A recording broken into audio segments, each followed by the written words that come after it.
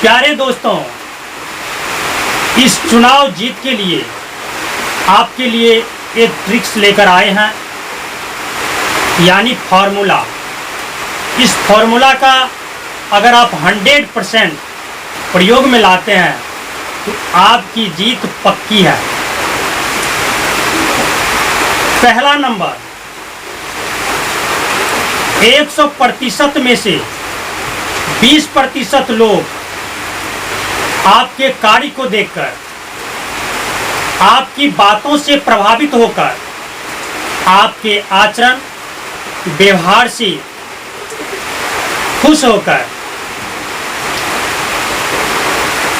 आपको वोट देंगे। बच गए 80% लोग। नंबर 2, 80% में से 20% लोग जो मांसाहारी है, जो शराबी है, जो दारू ताड़ी पीते हैं, ऐसे लोग आपको मांस मछली खाकर, दारू ताड़ी पीकर वोट देंगे। बच गए 60% लोग। नंबर 3, जो कि 60% लोग होते हैं वो मजदूर वर्ग के होते हैं, यानी गरीब होते हैं। इसमें से 20% लोग आपको पैसे लेकर भी वोट नहीं देंगे, मांस मछली खाकर भी वोट नहीं देंगे, दारू ताड़ी पीकर भी वोट नहीं देंगे। बच गए 40% लोग। नंबर 4, ये 40% लोग आपको पैसे लेकर वोट देंगे। मेरा एक कहावत है, जहां दाम वहां काम, नोट है तो वोट है। ये 40% लोग आपको पैसे लेकर ही वोट देंगे। नंबर 5,